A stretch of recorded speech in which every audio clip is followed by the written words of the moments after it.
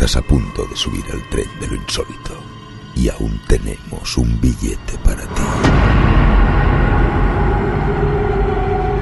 Un tren que recorre semanalmente las vías del misterio para adentrarse en los más profundos secretos de la existencia. El viaje será largo y está a punto de empezar. Ponte cómodo. Un viaje con destino. A los misterios nos miran.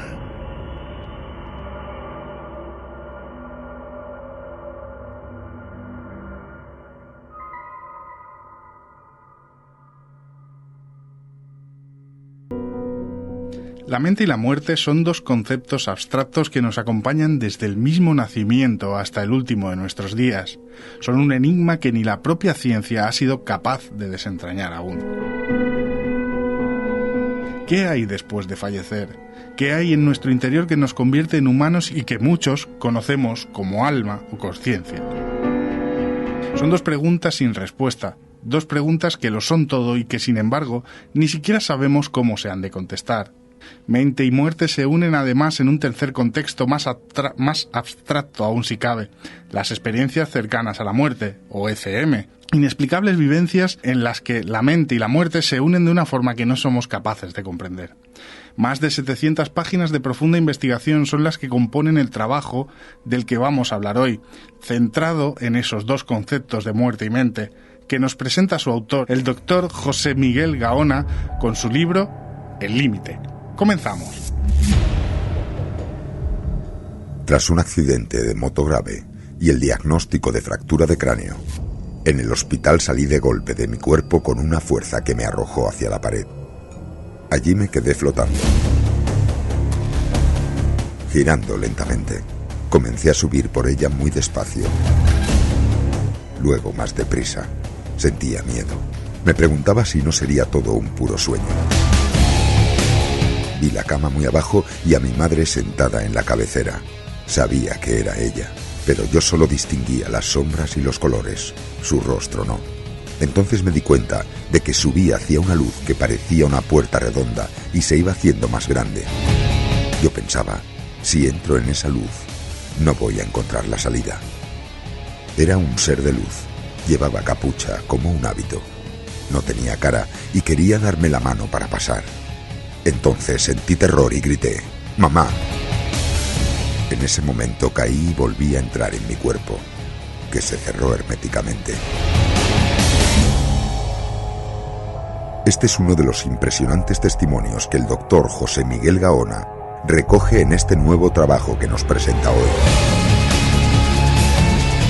Una profunda investigación en España y el extranjero, con grandes especialistas como Persinger, Parnia, Moody, Grayson y más sobre las experiencias cercanas a la muerte y el principal factor en ellas involucrado, la consciencia, en un libro titulado El Límite, una profunda investigación sobre la consciencia, el cerebro y las experiencias cercanas a la muerte.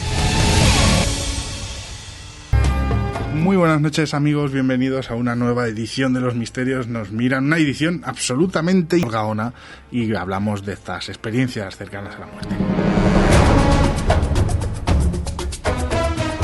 El doctor José Miguel Gaona es médico licenciado de grado con sobresaliente. Estudió psiquiatría en la Escuela Profesional de la Universidad Complutense. Doctor en Medicina cum laude en la Cátedra de Psiquiatría, Universidad Complutense de Madrid. Máster en Psicología Médica, especialista en Psiquiatría Forense. Entre sus galardones se encuentra el Premio Jóvenes Investigadores de la Comunidad de Madrid. Es miembro de la Asociación Europea de Psiquiatría y también ha ejercido tareas docentes en la Cátedra de Psiquiatría de la Facultad de Medicina. Es autor de libros como El Síndrome de Eva, Ser adolescente no es fácil, Endorfinas, las hormonas de la felicidad, Al otro lado del túnel.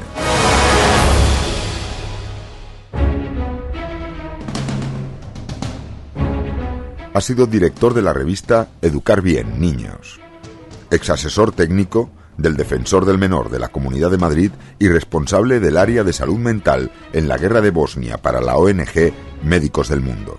miembro del Comité de Honor de la Fundación Altarriba, entre cuyos miembros se encuentran personalidades tan destacadas como José Saramago, escritor premio Nobel, Josep Carreras, cantante de ópera, o Eduard Punset, divulgador científico, entre otros. Y hoy está aquí con nosotros para hablarnos de su último trabajo, El Límite, una profunda investigación sobre la consciencia, el cerebro y las experiencias cercanas a la muerte.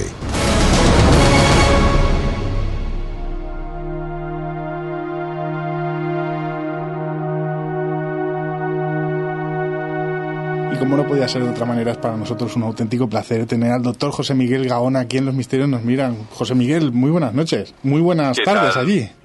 Buenas noches, sí, buenas tardes. Aquí en este momento luce un sol espléndido, es decir, de hecho acabo de tomar el aperitivo, con eso digo todo. La verdad es que sí, no sé si lo hemos comentado al inicio, pero que estamos llamando a Estados Unidos, nada menos que está allí el doctor. ¿Qué está haciendo en Estados Unidos? ¿Alguna novedad, alguna investigación nueva? Pues haciendo un poco de todo relacionado con el trabajo, ¿no? Quizá para bien o para mal, por aquí están hoy por hoy las fuentes de la sabiduría respecto a este tipo de temas. Así que he decidido desplazarme en cuerpo y alma y bueno, intercambiar el lugar de residencia un lado con el otro. Doctor, le tenemos hoy aquí en Los Misterios Nos Miran para hablar de un nuevo trabajo que ha aparecido que se llama El Límite, una investigación profunda sobre, entre otras cosas, las experiencias cercanas a la muerte. ¿Qué nos vamos a encontrar en este nuevo trabajo? Bueno, la verdad que, hombre, está feo que lo diga yo porque soy el autor, ¿no? Pero está mejor que el anterior. A ver, me voy a explicar porque si no va a parecer una cuestión, un comentario vanidoso. No van por ahí los tiros. Los tiros van por el siguiente sentido. Con el otro trabajo, al otro lado del túnel, quizá una de las cosas que tuvo cierto éxito, la verdad que hubo muchísimos lectores, es que abordé el tema de las experiencias cercanas a la muerte, intentando, de alguna manera, conjugándolo con la neurofisiología, con lo que se sabía, hasta qué punto la ciencia podía explicarlo. Pero eso a su vez me creó muchísimas preguntas nuevas, como suele suceder muchas veces en ciencia. Es decir, abres una puerta y cuando entras en esa habitación del conocimiento te encuentras que hay otras 4 puertas más. A medida que fui abriendo esas puertas y haciéndome más y más preguntas, comencé, ya prácticamente cuando estaba terminando al otro lado del túnel, a visitar, a contactar con todos los mayores popes, o como se llama aquí, los think tanks, ¿no? Esos grandes pensadores, grandes investigadores sobre ese tema en prácticamente las 4 esquinas del planeta. Pero sobre todo con Michael Persinger en la Universidad de Laurentiana, en Ontario, Canadá, que quizás sea uno de los que más sabe sobre ese tipo de temas. Desde entonces me he dedicado particularmente a estar con Michael Persinger. Hemos hecho y publicado además varios trabajos, algunos los hemos incluso presentado, por ejemplo, en el último congreso sobre la conciencia en Helsinki, y me aportó muchísimo material. Es decir, yo creo que lo que estamos intentando, lo que se plasma en El Límite, no es solamente conjugarlo con la neurofisiología clásica, ortodoxa, pura y dura, sino con la neurofisiología más avanzada del siglo XXI, en la que hay elementos, me atrevería a decir yo, como decía Arthur Clarke, casi mágicos, ¿no?, en ese conocimiento. Doctor, voy a hacerte una pregunta directa. Sí.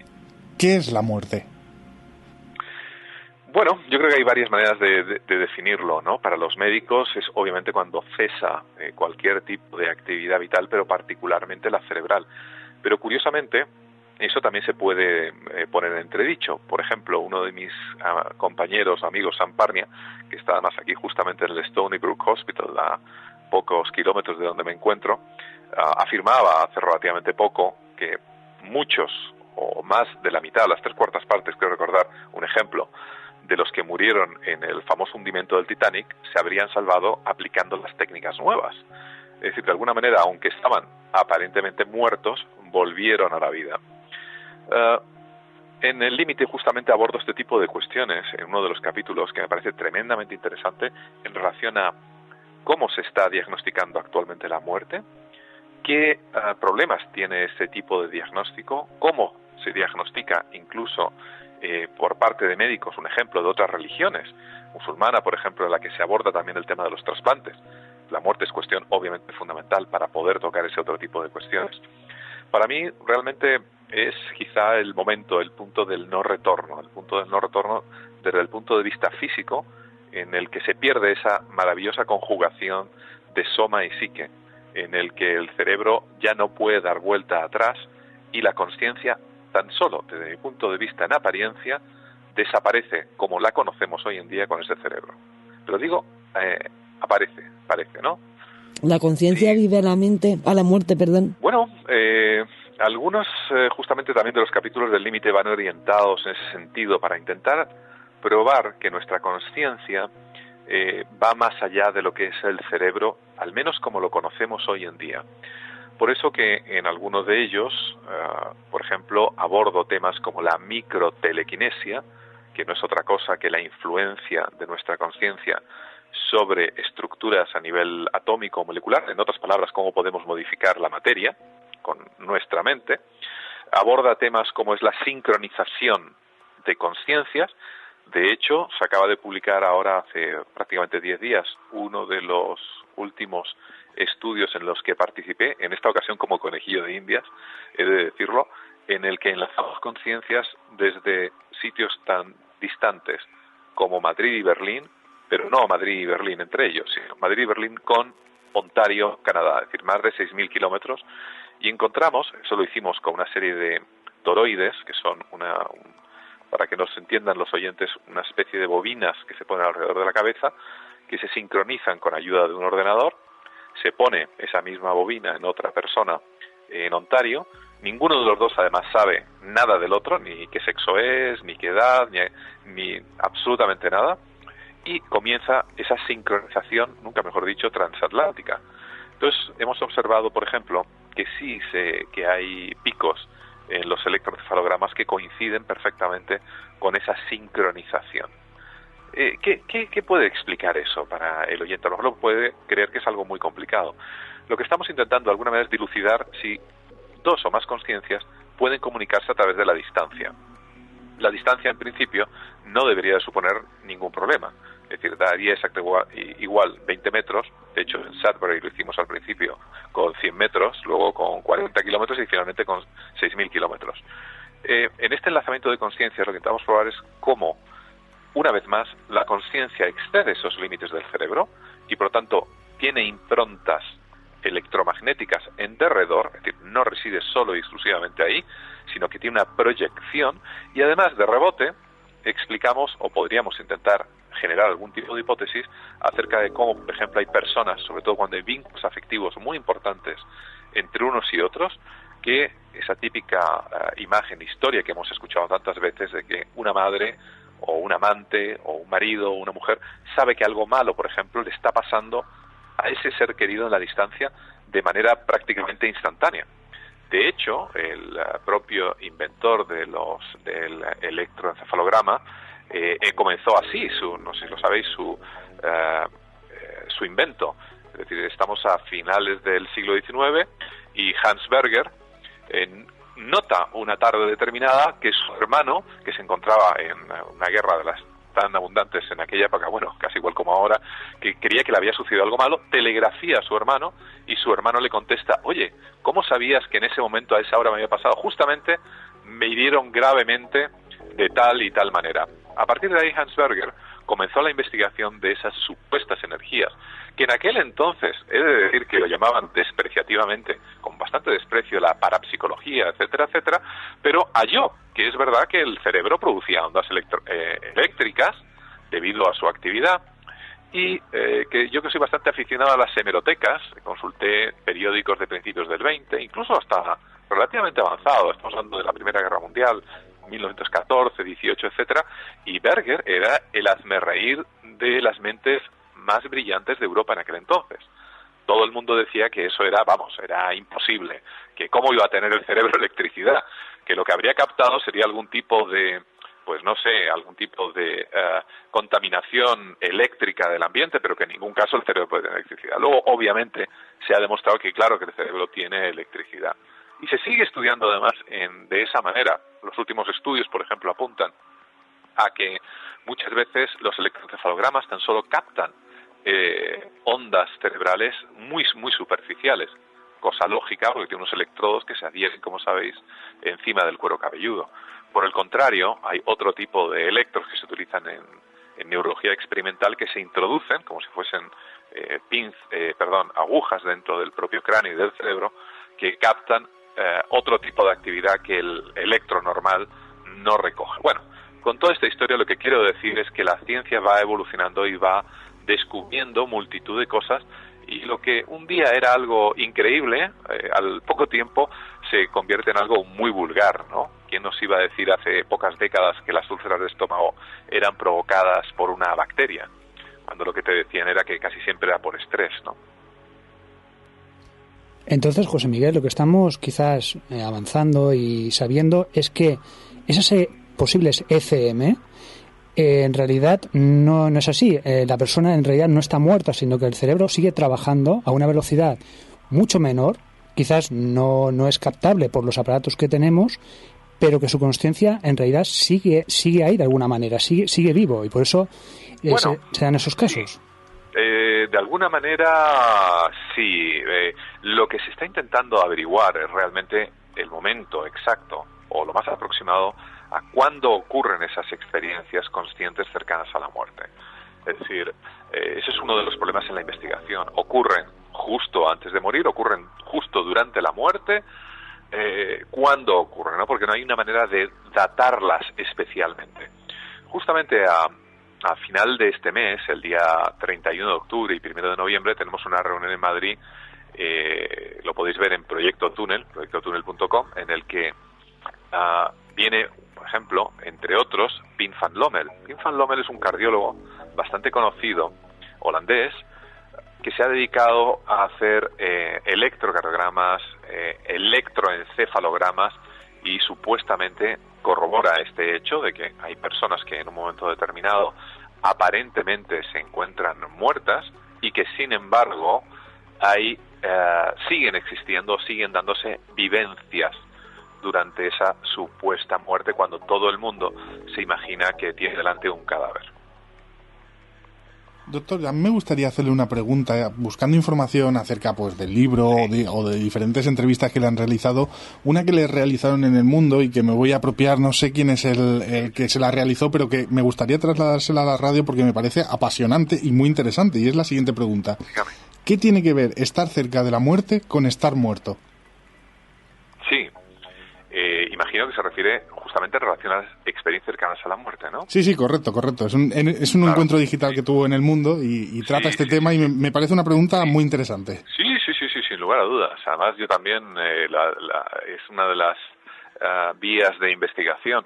Se ha observado que algunas personas que se encuentran en una situación cercana a la muerte, por ejemplo, un accidente de motocicleta, tenemos muchísimos casos, accidente de coche, mujeres que han comenzado a perder sangre en un parto, etcétera, se les produce, es probable, al menos que se les produzca, todo este tipo de temas. Además es un campo abonado, precioso, para todos aquellos estudiantes, psicólogos, psiquiatras que quieran hacer una tesis doctoral. Se produce en ocasiones o es muy probable que se produzca, como he dicho, una disociación. En esa disociación, la mente de alguna manera se encuentra, como su nombre indica, dividida. Y en ese instante es probable que en algunos casos se produzca esta experiencia cercana a la muerte, a pesar de que no se ha encontrado literalmente en ningún momento a punto de morir. O es probable que se haya encontrado a punto de morir, pero por ejemplo, para que nos entiendan los oyentes, puede haber de un accidente de moto, haber dado una voltereta en el aire, evidentemente no se encuentra en una situación especialmente halagüeña porque piensa que se va a morir, pero a pesar de todo aterrizar en el suelo y no haberle sucedido nada. Bien, no es extraño que durante esas situaciones cercanas a la muerte sí que ha habido personas que han llegado a tener experiencias cercanas a la muerte, es decir, la visión tuneliforme, el encuentro en un momento dado con seres de luz o seres antepasados, etcétera. Es decir, de alguna manera la han tenido como si se fuesen a morir.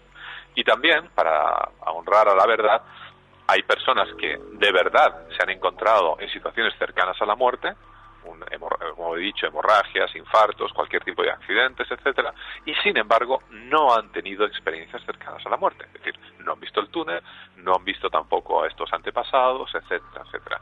Es decir, en unos se presenta y en otros no. Y por último, evidentemente, con cierta ironía, el tercer grupo, que son personas que quizá hayan tenido esa experiencia, pero que se han muerto y obviamente no han tenido ninguna chance, ¿no?, de podernos contar qué es lo que pasó.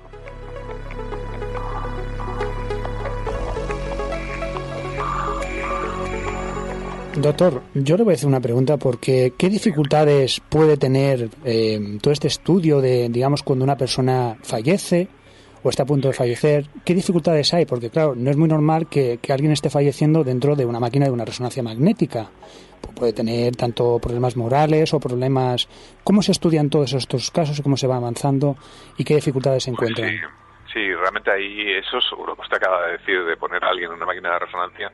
Se ha pensado, ¿no?, en alguna reunión hacerlo y tal y cual, pero como es lógico también nos enfrentamos a problemas éticos a la hora de poder hacer un experimento de esta naturaleza, como es lógico, ¿no? Por otro lado, no es menos cierto que, ya aprovecho a decirlo, que ojalá en nuestros hospitales, en nuestras urgencias, en nuestras unidades de cuidados intensivos, hubiese lugares donde se puede retirar la familia con la persona que va a fallecer. Y no como ocurre en muchos hospitales de hoy en día, que la gente se muere en medio de una sala de urgencias, separado por un biombo del de al lado, mientras un limpiador o limpiadora está hablando del programa de televisión. Eso es una pequeña idea también que lanzo por si algún oyente también la recoge, ¿no? Por ejemplo, Malcolm McDowell, en su momento, hizo un estudio, estamos hablando de principios del siglo XX, para ver en un momento determinado si se perdía, esto hoy en día ya es risible, ¿no?, si perdía en un momento dado el cuerpo peso cuando moríamos, ¿no? Quizá muchos de ustedes conocen este experimento de Duncan McDougall, ¿no? Puso balanzas y creyó ver que se perdían esos famosos 21 gramos que de hecho han inspirado a más de un autor, a más de una película, a la hora de poner el título. Obviamente se vio que había unos fallos metodológicos y además, ya diré que a pesar de que la ética en aquellos entonces, la ética médica, no era especialmente potente, ya sí que hubo bastantes problemas, pues porque este hombre se llevaba a los pobres moribundos, ¿no?, a meterlos en una cama, a pesarlos, en vez de atenderles de una manera adecuada. Presenta, pues evidentemente, todo este tipo de cuestiones, problemas éticos. Aquí, en el Stony Brook Hospital y en otros, también en el resto del mundo, particularmente en Inglaterra, se hizo durante estos últimos años un proyecto que se llama el proyecto AWARE.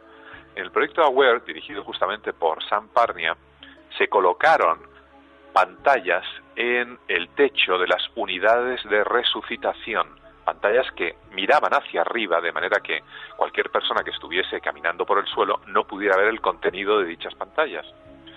Entonces, se ponían imágenes de manera aleatoria, de manera que nadie sabía qué imágenes eran, pero todo era grabado en vídeo. ¿Cuál era el propósito de esto? Pues cuando una persona tuviera una experiencia cercana a la muerte, y particularmente dentro de esa experiencia cercana a la muerte, una experiencia extracorpórea, es decir, esa sensación que tienen muchos pacientes de que se sale fuera del cuerpo, pero no solamente salen, sino que son además, según ellos, capaces de ver, oír, no solamente ya lo que hay en esa sala, ¿no?, sino también en ocasiones fuera de la sala e incluso a distancia, pues pudieran relatar qué es lo que habían visto en esas pantallas. Bueno, los resultados se publicaron en diciembre pasado y invito a cualquiera de los oyentes a que los vea en internet. Hay algunas cosas que son evidentemente curiosas. Alguno de los pacientes aparentemente llegó a tener vivencias mientras estaba muerto, pero no es un hecho fácil, ¿eh? No, muchas veces no sabemos si realmente, por ejemplo, es el método para poder estudiarlo. Recuerdo hace unos 3 años me entrevisté con Bruce Grayson, que es un profe de la Universidad de Virginia Occidental, y él había hecho un experimento similar, ¿no? había puesto en este caso en las luces colgando de la habitación pues una serie de pantallas, dibujos. Penny Sartori, que es también otra profesional inglesa, había hecho algo parecido hace poco. De hecho, es otra de las personas que vendrá a final de mes a esta reunión de Proyecto Túnel. Y en una ocasión uno de los pacientes le dijo con cierta sabiduría: pero vamos a ver, doctor, ¿usted se cree que si yo me encuentro fuera del cuerpo, y como me encontraba, este era un paciente que había tenido esa experiencia, y me fui a un lado, y me fui al otro, y atravesaba paredes, me iba a fijar en una fotografía o en una imagen que usted había puesto encima de una lámpara? Y le contestó, y le siguió contestando a Bruce Grayson: ¿usted se acuerda de la matrícula y el modelo y el color del último coche antes de entrar en el hospital que vio? Y digo, pues no, pues eso. José Miguel, ¿qué piensa la ciencia en torno al tema de la reencarnación? Yo ahí eso queda aún más lejos todavía de lo que llevo entre manos, ¿no? Pero es otra historia muy interesante. Ojalá tuviera más tiempo y dedicaría a ello. En principio podría ser compatible e incompatible con unas cosas y otras. Compatible con algunas de las teorías que manejamos en la Universidad Lawrenciana en Ontario, en el sentido que es probable que partes de nuestra consciencia se encontrasen en una serie de formaciones electromagnéticas en torno a la Tierra que se llaman los campos de Schumann. De alguna manera existiría un toma y daca continuo entre nuestro cerebro y esos campos de Schumann. De hecho, nuestro cerebro se enciende y se apaga cada aproximadamente, dependiendo de la situación, pero más o menos cada unos 20 milisegundos se queda a cero.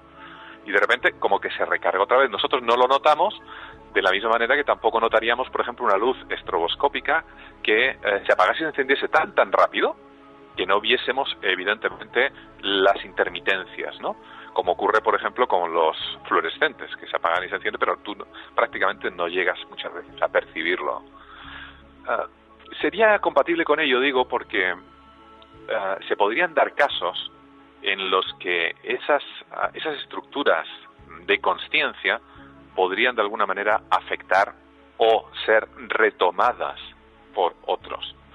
Unas de las líneas de investigación que hemos llevado en este tiempo, que también lo vierto en el límite, es lo que socialmente o culturalmente se ha etiquetado como fantasmas. ¿Y por qué me llama la atención esto? Pues porque, por un lado, hay ciertas estructuras cerebrales, y particularmente el lóbulo temporal derecho, que se dedica, de alguna manera, a integrar la realidad y a tener la sensación de presencias. Pero también hemos advertido que ciertas personas con una sensibilidad especial aparentemente son capaces de percibir cosas, puedo llamarlas extrañas o como queramos llamarlas inusuales, en lugares donde han existido situaciones altamente comprometidas con cuestiones emocionales, asesinatos, sitios donde ha habido grandes historias, etcétera. El año pasado publicamos, por ejemplo, experimentos que muchos de los cuales he participado personalmente y realizados desde estamentos universitarios. Y entonces, como si fuese un gran puzzle, aportar una pieza de un lado en el que podamos empezar a creer que es verdad, que quizá la conciencia puede trascender más allá del cráneo y del cerebro, en el que también a la vez podamos ver que si esa conciencia trasciende más allá del cerebro y del cráneo y además tiene una relación con ese entorno físico en derredor, pues a lo mejor es verdad que puede crear improntas, ¿no? Y que quizá esa pervivencia o esa supervivencia o ese estar más allá de la muerte no es como en las películas, ¿no? En el que uno está ahí pasándolo bien y en jardines fantásticos, pero que quizás sí que hay una trascendencia más allá. Eso es lo que estoy, para empezar, lo más básico, ¿no? Intentar probar que sí que hay una trascendencia, que no es poco, para la ciencia. Doctor, pero quizás estamos hablando de uno de los dos grupos que habrían, y uno de los grupos estamos hablando, que son los que están medicados en las fases finales de su vida, quizás, y también ese paso hacia la muerte. ¿Cambia mucho quizás ese trayecto, ese final, con las medicinas que, claro, que es normal que se tienen que dar, a que no se dieran? ¿Cambiaría algo los experimentos a realizar? Entiendo. Sí, como esta misma pregunta ya nos la hemos hecho algunos de los que estamos metidos en este tema de investigaciones y otros investigadores anteriores, ya hay varias publicaciones, de hecho en el límite menciono unas cuantas, en las cuales se puede apreciar que incluso existe una relación inversa. Aquellas personas que se encuentran particularmente medicadas tienen menos experiencias cercanas a la muerte. Por el contrario, aquellas que no tenían medicación presentan más experiencias cercanas a la muerte. Yo sé que esto puede parecer lo contrario, ¿no? Que si uno está drogado, evidentemente va a tener como más alucinaciones, llamémoslo así. No dudo que en algunos casos particulares pudiera ser, pero en la práctica, estadísticamente, los que tienen experiencias cercanas a la muerte apenas están medicados. La verdad es que es muy curioso. Yo, en referencia a lo que hablaba antes, sobre todo de temas de fe, un poco también, te iba a preguntar, ¿qué es el alma? ¿Qué es eso que consideramos como alma? Esto es como lo que decíamos antes de los fantasmas, ¿no? Es un problema de etiquetas. La etiqueta, en un momento dado, a una presencia se le puede llamar fantasma, la etiqueta a la conciencia, dependiendo de quién la quiera aplicar, se le puede llamar alma. Yo creo que para entornos religiosos la etiqueta de alma evidentemente contiene, desde mi punto de vista, la conciencia y otro tipo de consideraciones importantes que son de pura índole religiosa, evidentemente. Para mí, si alguien me habla de alma, prácticamente se estaría refiriendo a la consciencia, ¿no? Y la conciencia es un concepto que yo sé que a muchos no les dice absolutamente nada, pero es uno de los conceptos más importantes que tenemos los humanos, y es la capacidad de reconocerse a sí mismo, cosa que no es tampoco banal, porque la mayor parte de los animales, por ejemplo, no son capaces de reconocerse.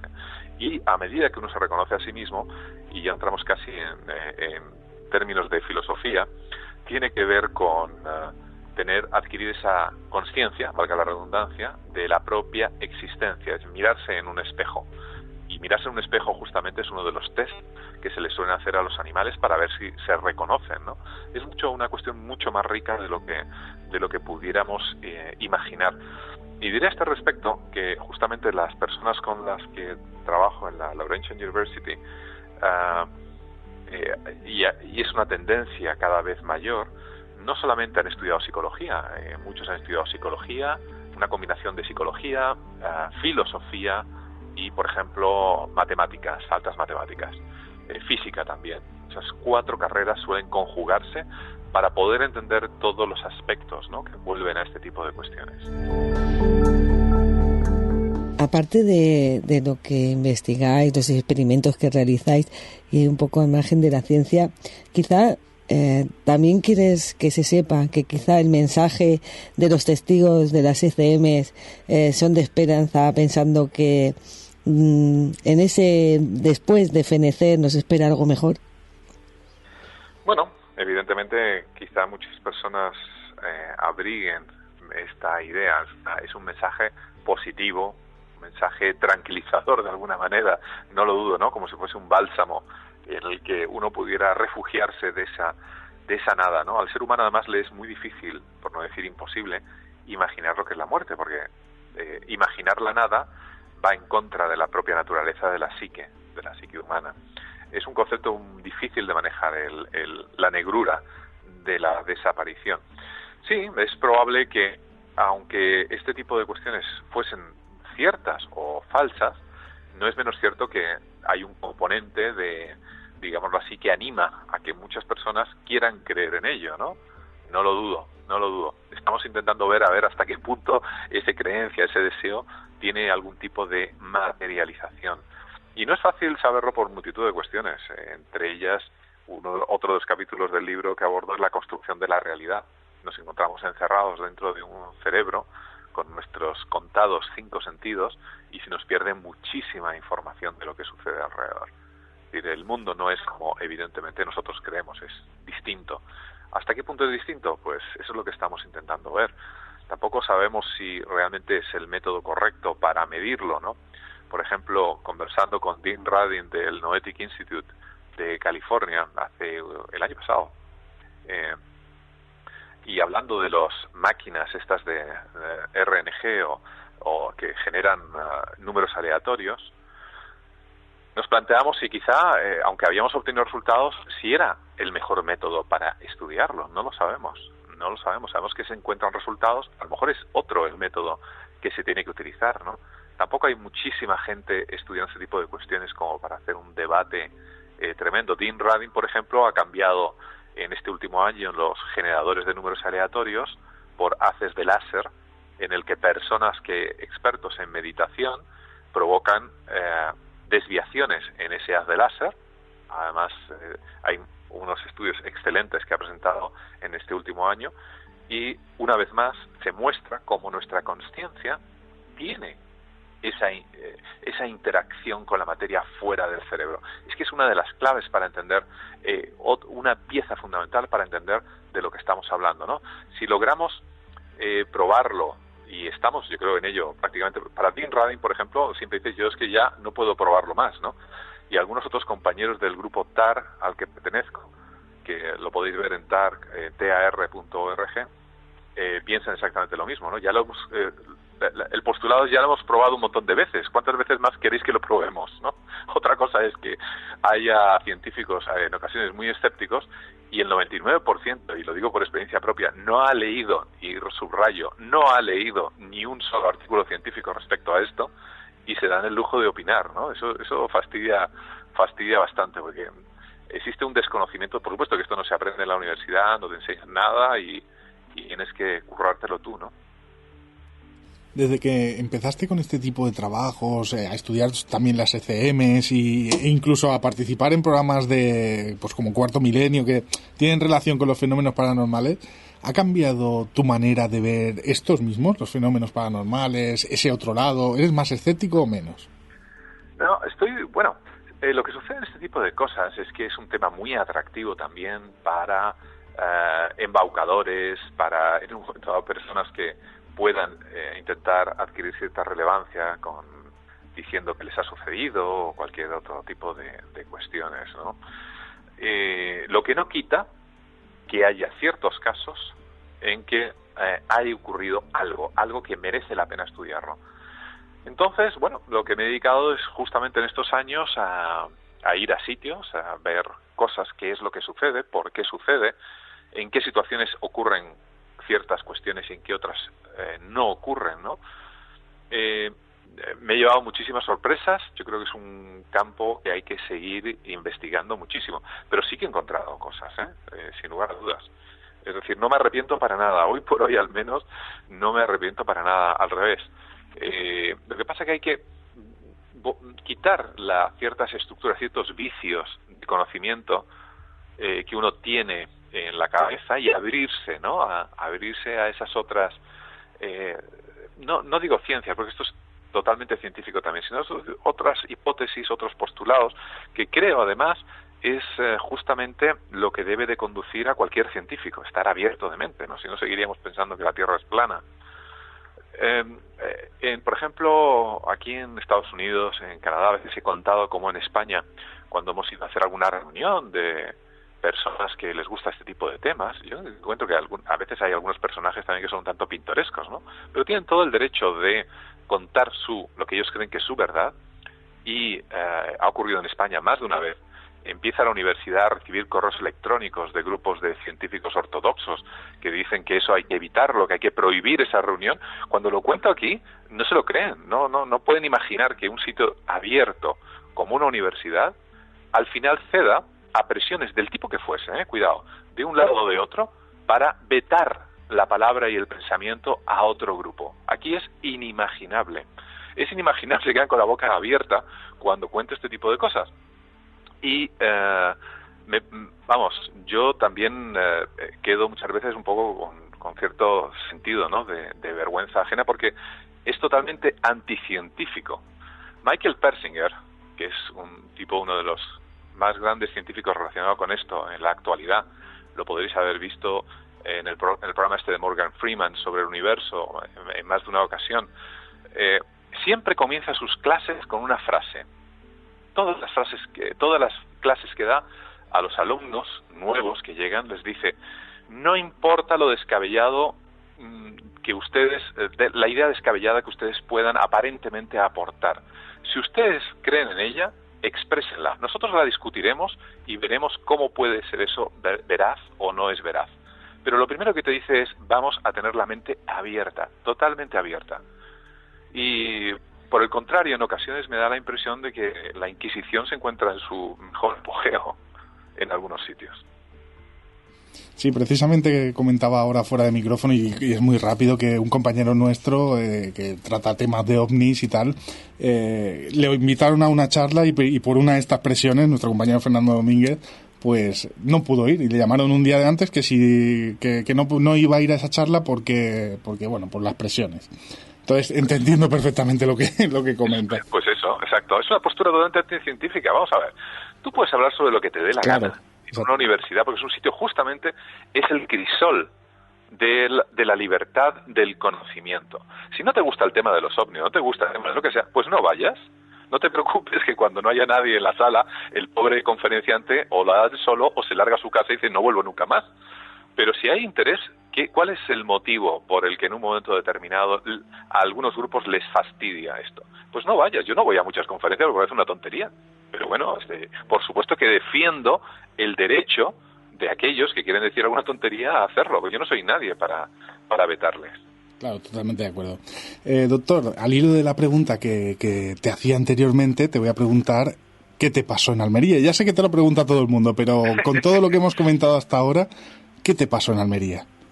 Bueno, la verdad, creo que en el libro también hay un capítulo casi dedicado a ello. Me invitaron a un teatro donde había ocurrido una muerte a principios del siglo XX. Una conocida actriz en aquel entonces almeriense iba a debutar en una obra de teatro y lo que ocurrió fue que durante dicho estreno, esta actriz que se había separado hacía poco de un militar, de un húsar granadino, pues irrumpió él en esa función y literalmente la acribilló a tiros en medio del estrado, con lo cual además el público se puso en pie, empezó a aplaudir porque creía que además que era parte de esa obra, ¿no? Además, en el entretanto, también mató a uno de los pobres chicos tramoyistas que había de 14 o 15 años ahí. Bueno, la cuestión es que falleció esta pobre mujer y desde entonces hay muchísimas personas, incluido el dueño del teatro, gente que va a trabajar, limpiadores, limpiadoras, actores, etcétera, que les pasan montones de cosas extrañas. Hasta el punto, y esto es una anécdota que creo que no reflejé en el libro, cuando fui, esto se hace nada más hace un par de años, la propia persona que proyectaba las películas se subía su ciclomotor al piso de arriba, porque además no había escaleras sino rampas, porque en ocasiones tenía que salir pitando cuando estas presencias le agobiaban, y no estoy bromeando. Es decir, esto podría decir, bueno, un fenómeno de histeria colectiva. Bueno, vale, podría ser. Total, la cosa es que me invitaron a quedarme allí pues una noche, y yo acepté muy alegremente, decía, hay tonterías, ¿no? Entonces me quedé, imaginaros por un momento, visualizar un teatro construido a principios del siglo XX y además, entre paréntesis, muy poco mantenido. Parece que desde aquel entonces no habían aportado una sola gota miserable de pintura, estaba todo muy decadente, lleno de crujidos, etcétera. Me quedé solo sentado en la platea, cerraron el teatro, apagaron las luces y bueno, pusimos algunas cámaras dentro de lo que era el propio recinto, una de ellas una subjetiva, la típica GoPro pegada al techo.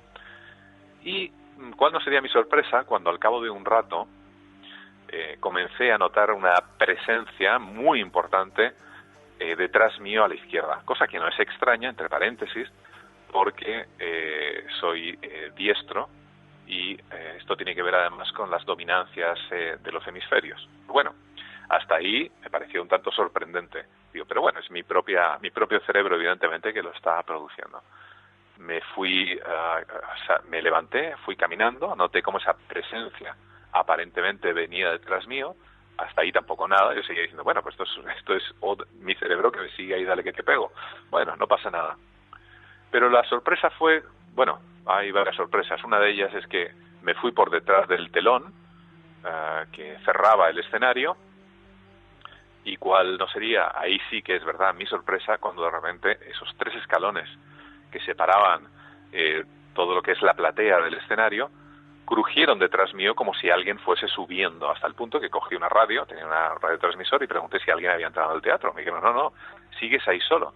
Pero las pisadas eran totalmente claras, tan claras, que de hecho quedaron registradas en una de las cámaras de vídeo. Paradójicamente, igual que pasa en las películas, en el lugar donde se escuché las pisadas, la cámara de vídeo se apagó inmediatamente, se enfrió el ambiente y bueno, la verdad que lo pasé un poquito regular. Y hay una segunda parte, que eso no ha salido creo en la tele, pero sí lo he escrito, y es que durante varios días después yo seguía notando esa sensación de presencia, cosa que tampoco era extraña. Hombre, como psiquiatra lo explicaba con facilidad, digo, bueno, la sugestión, ¿no? Sigo notando.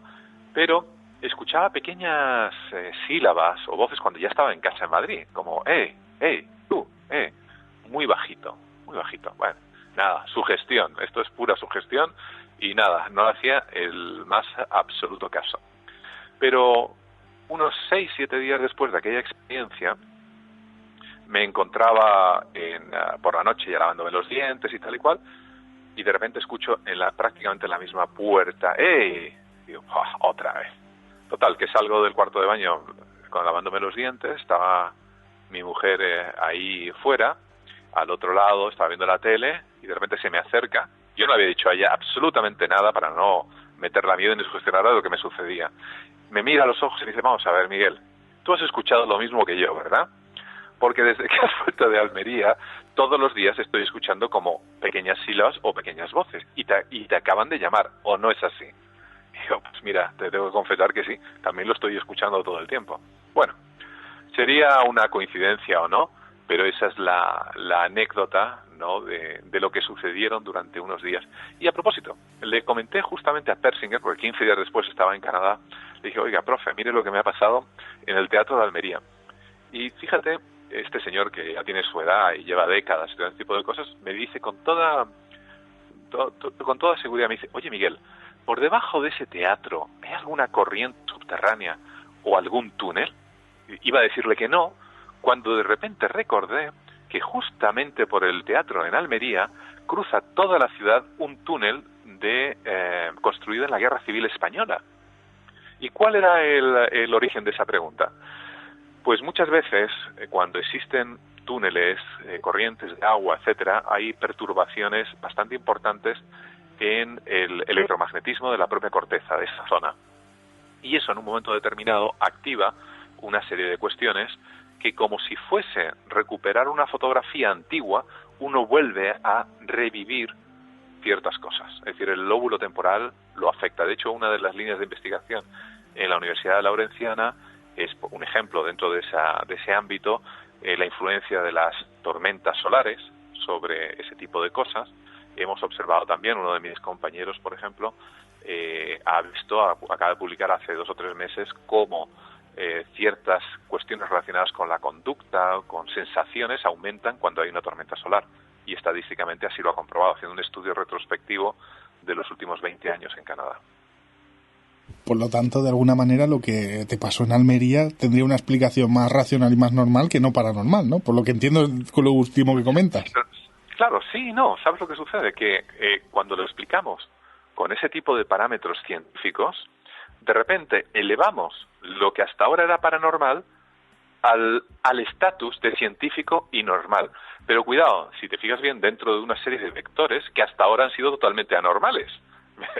Esto es como lo de los multiversos, ¿no? De repente aparece un científico que te dice, oye, puede haber otros universos, y lo eleva a la categoría de lo normal, palabra que por otro lado los psiquiatras no nos gusta mucho, pero no sé si me entendéis. Algo que no se explicaba con ese cientificismo mecanicista del siglo XIX, de repente, bajo otro prisma de la ciencia del siglo XXI, sí que tiene explicación. Pero eso conlleva, cuidado, arrastrar y derrumbar muchísimos prejuicios respecto a creencias científicas que uno ha tenido a lo largo de toda su enseñanza universitaria, Cuidado. Es decir, sí, es normal, pero cuidado. Es como si dijésemos, mira, oye, y esto de la telepatía también es normal, ¿verdad? Y el otro dice, sí, pues es muy normal. Había muchos científicos que se desmayarían escuchando este tipo de cosas. De hecho, el propio Einstein le comentaron, no sé si recuerdo si fue Richard Feynman, le comentó, oye, esto de la parapsicología, ¿tú crees en ella? Y Einstein contestó, sí, claro, pero seguro que es un fenómeno físico, ¿no? Es decir, cuestiones que no eran explicadas no pierden, por otro lado, ese interés cuando la ciencia los llega a explicar hoy en día. Y no significa que por ello sean unas cuestiones vulgares.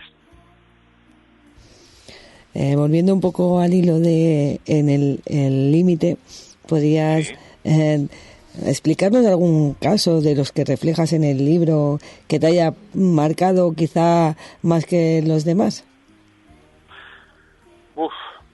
Hay unos cuantos. Quizá uno de ellos es una compañera, por ejemplo, que es neurocirujano, que comenzó a notar cuando su padre enfermó gravemente y tuvo una experiencia de lo que se llama experiencias de muerte compartidas. Eso es otro ámbito, creo que precioso, para hacer una tesis doctoral, por ejemplo. Y esto se puede hacer además desde el punto de vista de siendo antropólogo, siendo psicólogo. No digo que nos metamos a explicaciones muchas veces que pueden ser un tanto discutibles, sino solamente aunque fuese desde el punto de vista de la antropología o la psicología. Las experiencias de muerte compartidas, y en este caso que fue el que más me llamó la atención, esta chica, esta ya señora, conocida además neurocirujano en España, comenzó a tener esa experiencia hasta el punto que llamó por teléfono de inmediato a su familia vive fuera de España, y cogió el primer avión para allá. Cuando llegó, su padre efectivamente se encontraba fatal, ya se lo habían adelantado por teléfono, lógicamente, ¿no? Y fue al hospital, y mientras estaba con él, el padre falleció. Ambos, aparentemente, por lo que él decía, por lo que ella notaba, pues también es verdad un episodio en el que el afecto, los sentimientos juegan un papel muy importante, pero ambos tuvieron aparentemente el mismo tipo de experiencia, vieron a las mismas personas que se les acercaban, etcétera, etcétera. Y esto tiene una frescura desde mi punto de vista muy importante. ¿Por qué? Pues porque la experiencia de muerte compartida apenas se les ha publicitado. Es decir, no hay personas que en un momento dado tiendan a contar este tipo de cosas. Y sin embargo, de manera aislada, he ido recogiendo bastantes testimonios de experiencias de muerte compartidas. Hay muchas personas que les ha sucedido. Y lo diré también como curiosidad, que como muchas personas saben que me dedico a este tipo de cosas, cuando coincido con ellos, a veces, no sé, en un acto o en la tele o quien sea, y coincides con políticos, con otros compañeros médicos, no os podéis imaginar la de personas que se acercan cuando quedas a solas con ellos en una sala tomando algo, lo que sea, y te empiezan a contar sus experiencias. Os llevaréis una grandísima sorpresa de la de políticos, deportistas, etcétera, y por supuesto mucha gente que me escribe han tenido experiencias semejantes, y en muchas ocasiones, fijaros que ni su propia familia lo sabe, porque no quieren ser tildados por locos, desequilibrados, etcétera. Entonces te lo cuentan con cierto temor, ¿no? Dicen, oye, ¿tú sabes si esto puede ocurrir? Digo, ¿a ti te ha ocurrido? Sí, claro que me ha ocurrido. Pues entonces sí que puede ocurrir, lógicamente.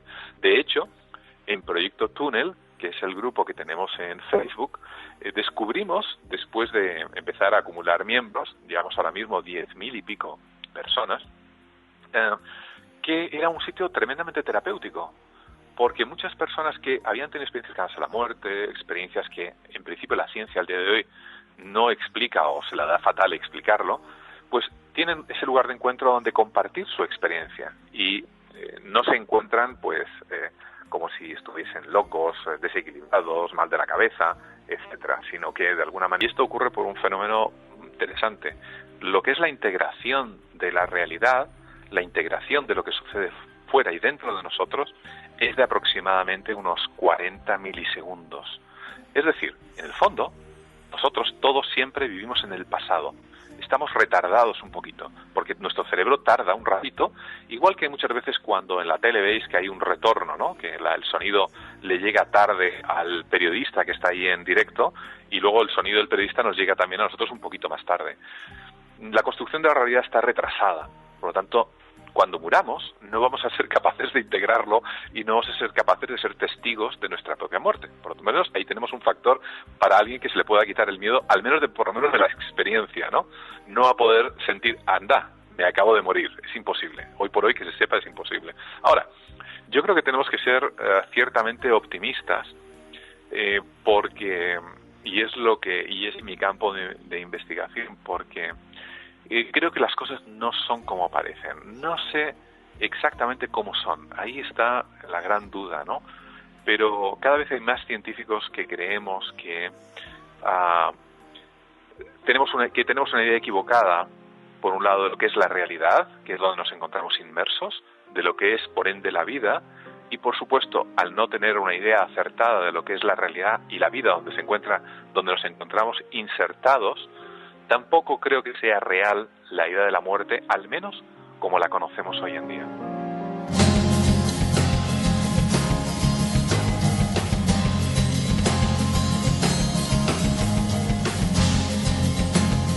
Pues con esta reflexión final nos quedamos, que además me parece apasionante, y le dejamos ya irse a comer porque allí debe de ser la hora de comer y estará con muchas ganas, y que ha sido de verdad un auténtico placer. Nos quedamos con muchísimas preguntas que nos las guardamos para una tercera parte. Yo también tengo otras tantas, ¿eh? Sí, pues deseando hacer una... Me gustaría tener respuestas. Claro, eso es lo interesante, pero seguro que dentro de poco habrá más respuestas y seguro que veremos nuevos trabajos del Dr. Gaona que serán un placer leerlos como ha sido este. Y como la otra vez que le estuvimos hablando del Psicomanteum. José Miguel, un auténtico placer tenerte aquí en Los Misterios Nos Miran. Igualmente, encantados, sabéis que me tenéis a vuestra disposición. Un fuerte abrazo a todos. Un abrazo.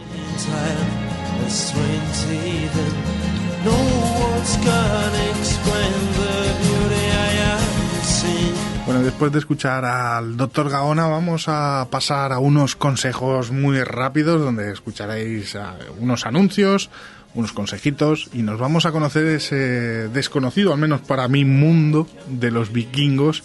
Nos vamos a adentrar sobre todo en cómo eran, en quiénes eran estos personajes de la historia. Vamos con los anuncios y volvemos.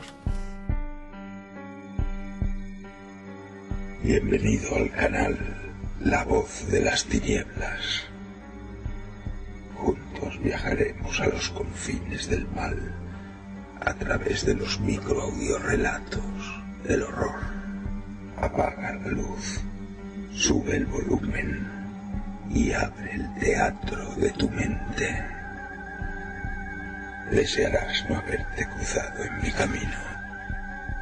No hay vuelta atrás. Desde el infierno, la voz de las tinieblas.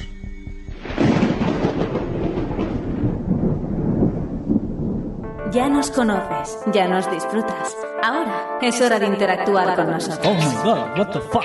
What the fuck? Síguenos en Twitter en @losdanco, también en facebook.com/losdanco, o contacta con nosotros en el correo losdanco@hotmail.com. Estáis muy enfermos, oyentes de Los Danco. Los Danco, humor fino, cortofino que te pone a soñar.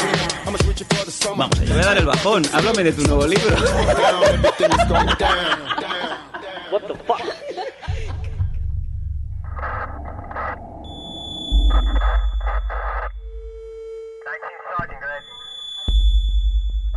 Entra con nosotros hasta el final del pasillo.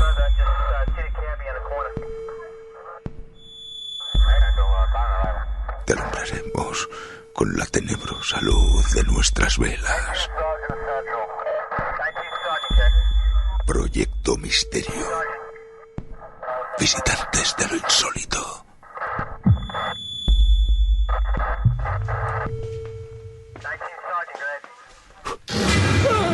No apagues la vela.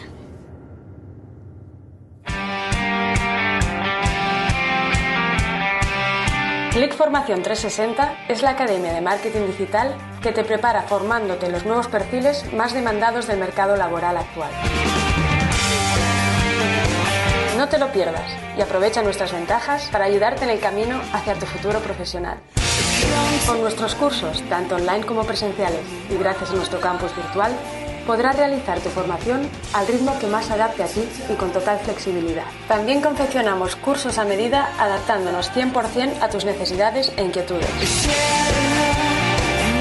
Actualmente podrás disfrutar de un 15% de descuento en todos nuestros cursos, pero además, si nos llamas de parte de Los Misterios Nos Miran, te aplicaremos un 20%. Visita nuestra web en clickformacion360.com y encuentra el curso que estabas buscando.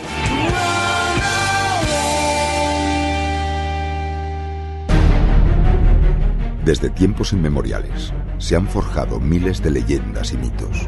a veces basados en realidades que con el paso del tiempo se han distorsionado hasta llegar a ser fantasías.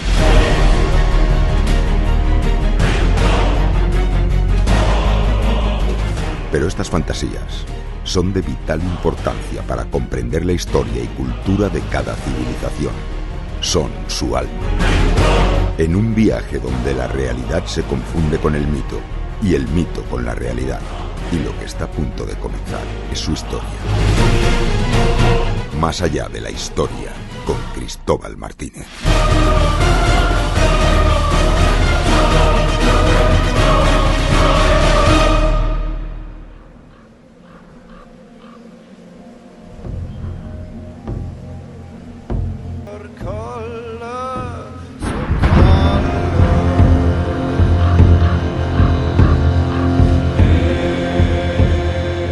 Ya estamos aquí nuevamente para hablar de este tema que a mí me resulta apasionante por lo desconocido que es, al menos a título personal, como es este de los vikingos. Se sabe bastantes cosas, pero hablando fuera de micrófonos, Cristóbal me comentaba que algunas de ellas son bastante mentira. Así que intentaremos desgranar en el tiempo de hoy qué es esto de... Bueno, quiénes son estos personajes tan históricos y tan desconocidos, al menos, como digo, para mí, los vikingos. Cristóbal, ¿quiénes eran los vikingos? Buenas tardes, buenas noches. Estamos aquí para hablar de uno de esos pueblos que la verdad que eran temidos en Europa. Uno de esos pueblos que ha pasado a la historia como uno de los grandes sanguinarios de la historia, que arrasaron a Europa durante unos siglos. Estamos hablando de los vikingos, que son mal llamados vikingos. Vamos a explicarlo. No eran precisamente llamados vikingos porque los vikingos eran solo aquellos que pirateaban, es decir, aquellos que cogían los barcos, las dracas, e iban a hacer razias a sus vecinos y por toda Europa. En cambio, sería mejor llamarles a todo este conjunto de pueblos, porque en realidad eran como tribus, ¿no?, los hombres del norte. Estamos hablando de Escandinavia, de lo que hoy sería Noruega, Suecia y Dinamarca. Estos tres países actualmente, hay que fijarse un poquito en las condiciones de vida que tendrían en el siglo VIII. Estamos hablando del siglo VIII. Vamos a hacer cronológicamente en qué situación se encontraba Europa. Roma había caído.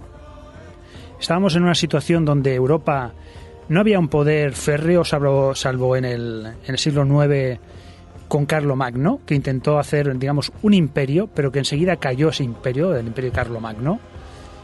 Entonces, claro, con los vikingos, esos seres que nos han llegado a nosotros como fuertes, rubios, sanguinarios totalmente, en realidad hay mucho más detrás. Hay una cultura detrás que vamos a explicar.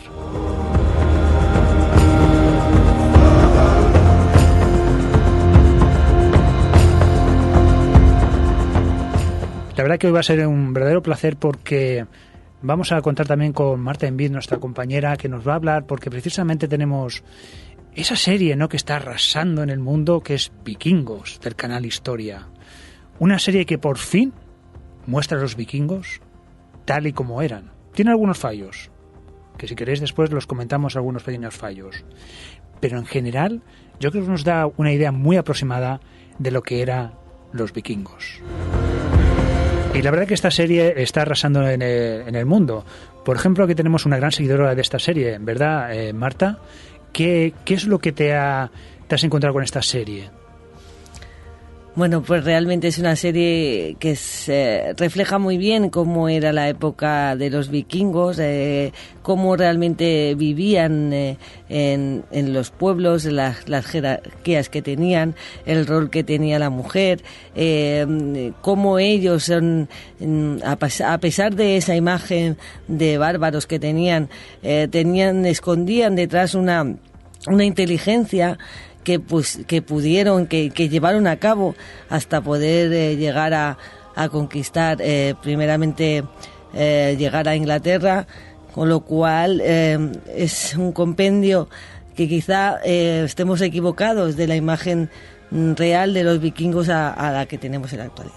Me parece muy interesante, sobre todo porque sacas todo el tema, y si me lo permitís voy a haceros esta primera pregunta y luego vamos hilando temas, como ya sabéis que yo me salgo un poco del guión. Marta, te la voy a preguntar a ti. ¿Cómo era el rol de la mujer en los vikingos? Porque, según tengo entendido yo y seguramente muchos, era mucho más participativo, o al menos parecía más participativo que en otras etnias o grupos, ¿no? Como dirían otros. ¿Cómo era el rol de la mujer? ¿Es verdad la leyenda de los cuernos? Bueno, a mí realmente no me suena que se pusieran los cuernos, y tampoco que los vikingos bebieran en cuernos en sí, como tenemos acostumbrados, no tanto en las series, sino como las películas en general, donde nos enseñan la vida de los vikingos. Pero realmente la mujer, que es quizá lo que más sorprenda, porque no estamos acostumbrados, siempre Cristóbal lo explica mayoritariamente cada semana en la sección, que es el rol de las mujeres en la historia, que la verdad es que ha sido casi vilipendiada, por no decir otras cosas peores, ¿no? En cambio, en la cultura vikinga, ese rol, la mujer realmente tiene un papel muy importante en la sociedad, no solamente en su casa, que la tenía, sino fuera de su casa. Es decir, si no eras un esclavo, una esclava, no tenías ningún derecho, dijéramos. Si quitáramos la gente sencilla del pueblo, pues la mujer también era importante, pero mayoritariamente las de la gente noble, pues todavía muchísimos más privilegios. Pero en general la mujer estaba respetada al 100% por el hombre, siempre. Contaban con ella para todo, y no solamente era encargada de hacer las comidas y de coser, sino también de ser las encargadas de darle a sus hijos esa sabiduría ancestral, porque lo explicará Cristóbal, porque tenían muchos dioses, eran paganos y tenían una serie de dioses, y les contaban a sus hijos todas esas leyendas que tenían que ver con esos dioses, y era una manera de aprendizaje, y mantenían mucho la tradición oral. En el caso de que una mujer, por ejemplo, volvamos al hombre, una mujer fuera insultada o pegada, el hombre la verdad que era castigado, con lo cual no solamente castigado físicamente, sino que además era deshonrado. Es decir, que no se le podía pegar a una mujer, ni pegarla, ni violarla, ni insultarla, ni nada. La mujer tenía muchos derechos, como por ejemplo el divorciarse libremente y sin perder ningún derecho adquirido.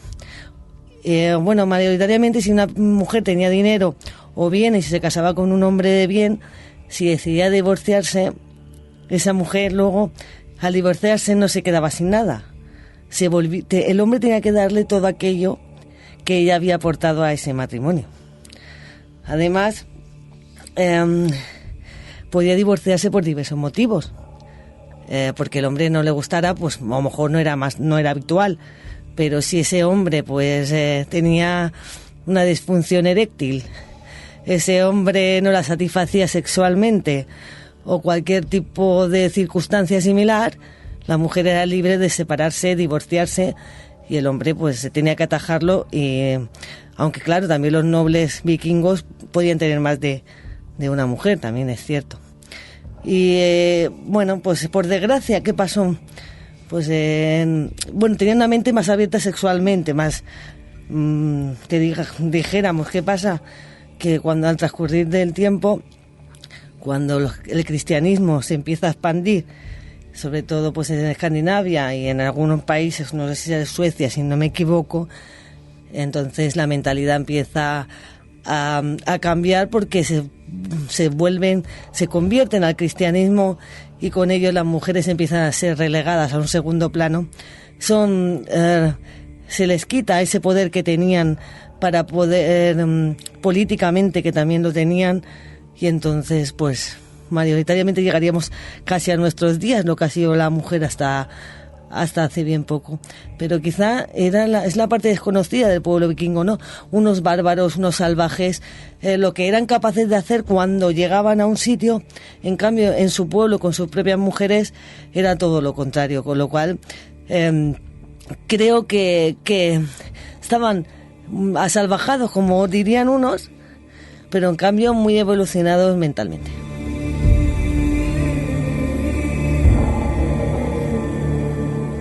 Quizás los que estábamos asalvajados éramos los nosotros de la época, ¿no? Le preguntaba a Marta sobre la historia de los cuernos y la mujer, que me parece muy interesante. Esto de los cuernos se dice que llega hasta el día de hoy, que es esa frase de poner los cuernos, es la de pues irse con otro que no sea tu pareja, pero contaba la historia o la leyenda, y tú me lo corroborarás, Cristóbal, si es verdad o no, que las mujeres podían poner los cuernos de un animal en las puertas de sus casas cuando sus maridos pues navegaban y llevaban no sé cuánto tiempo ya fuera, como diciendo de que su matrimonio, su libertad, entre comillas, ya estaba otra vez y que podían entrar pues a emparejarse de nuevo. Es decir, que ya había pasado el tiempo suficiente para poner esos cuernos en la puerta. ¿Es correcto esto o eso es un poco de leyenda? Quizás hay un poquito de mito en todo esto. Vamos a ver. Para empezar, el casco con cuernos, el famoso casco con cuernos, la primera vez que vio la luz fue en 1876, en la representación de una ópera de Richard Wagner, en el anillo del Nibelungo. Es decir, uno de estos personajes pues salió a escena con un casco, con unos cuernos. Entonces, a partir de ahí, la leyenda se fue agrandando y entonces, claro, queda muy bien en escena unos cuernos, pero de cara a la lucha, a una guerra, debía ser muy incómodo luchar con unos cuernos ahí puestos, ¿no? Por lo tanto, ya sabemos exactamente que no tenían cascos de este tipo, sino eran unos cascos cónicos con unas protecciones nasales. Entonces, hemos desterrado ya uno de estos mitos. El otro mito que me decís de la leyenda esa que ponían los cuernos cuando la mujer, el hombre se iba, sí que hay bastante documentación sobre eso, pero exactamente es como un mito todavía. Yo creo que todavía no está confirmado del todo. Puede que en algunas partes se hiciera, pero no era una cosa generalizada. Y ahora, si os parece, vamos a ver ese momento exactamente en el que los vikingos se presentaron ante Europa.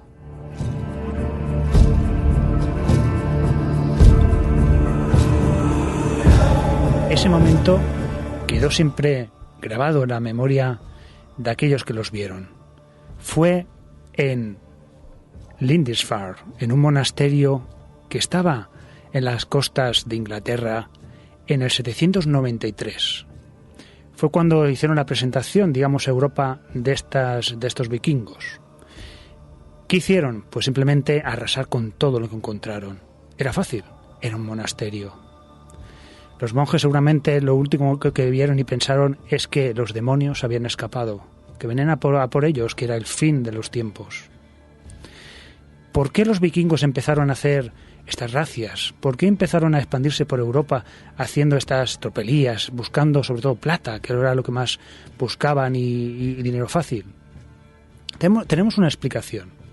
Tenemos que tener en cuenta que en esta zona siempre ha habido muchas migraciones, presionando hacia abajo. Fueron las encargadas también unas migraciones de, digamos, participar en la destrucción del Imperio Romano, con lo cual, en el 476, con lo cual es una zona que siempre ha estado muy enfrentada a Europa. Y en esta época, estamos hablando prácticamente del siglo VIII, había un problema. Se calcula que podía haber 1 millón de personas en Escandinavia. Estamos hablando de unas tierras muy duras, unas tierras congeladas, donde era muy difícil que la agricultura pues diera los frutos necesarios para alimentar a todos, ¿no? Para que las riquezas entre todos se hiciera. Claro, ¿qué empezaron a hacer? Pues luchar entre ellos, porque eran tribus, no tenían un rey claramente asignado en los primeros tiempos.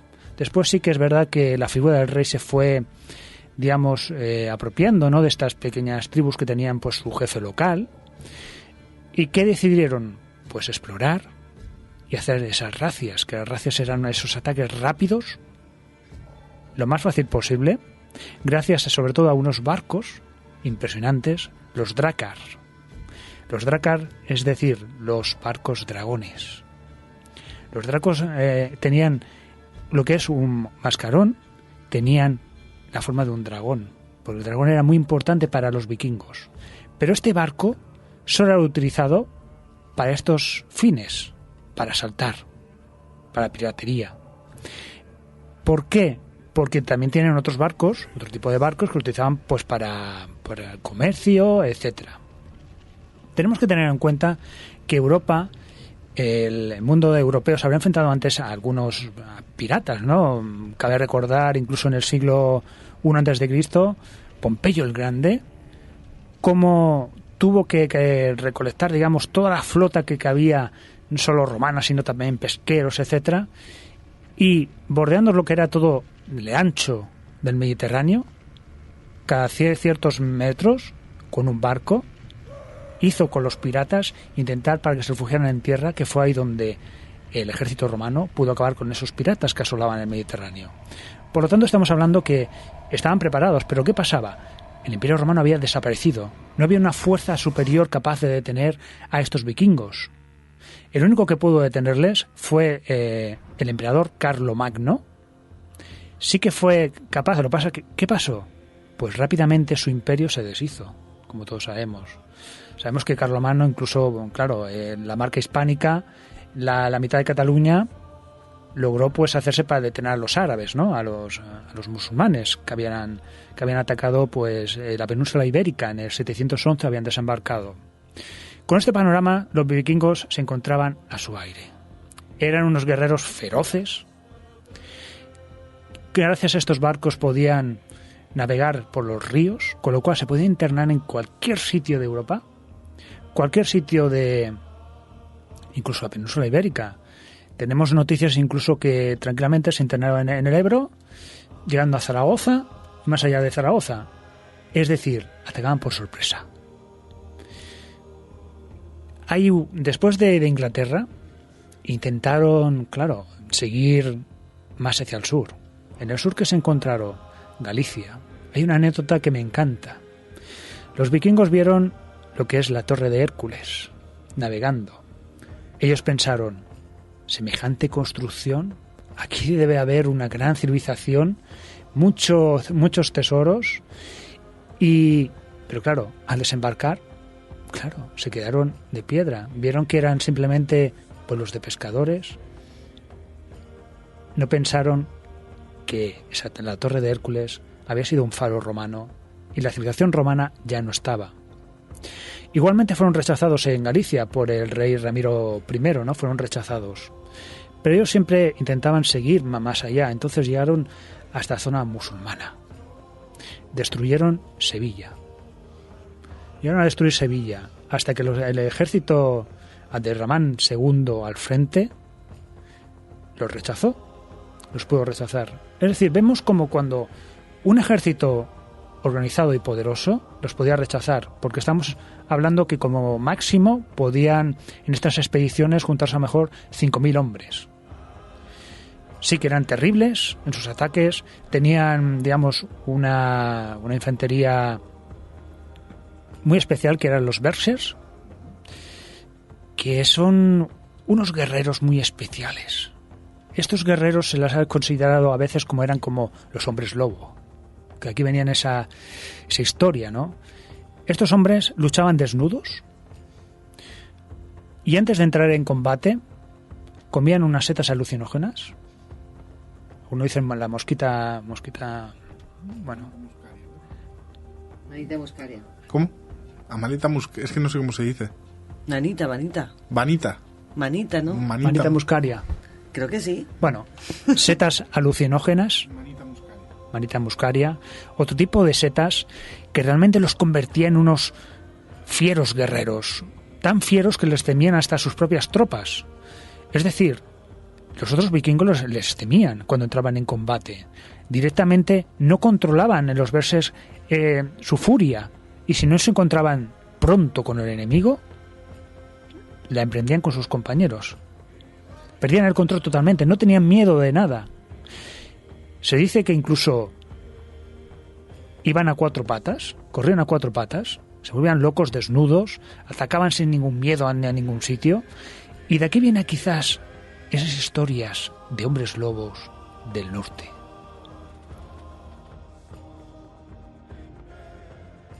No me extraña por otra parte que viesen dragones y viesen de todo, ¿no? Cuando atacaban, pero sin embargo se dice, y a lo mejor yo ya sabes que me voy saltando un poco, que en estos viajes llegaron mucho más allá de Sevilla e incluso mucho más allá de la península. Cruzaron el océano y se plantaron en América.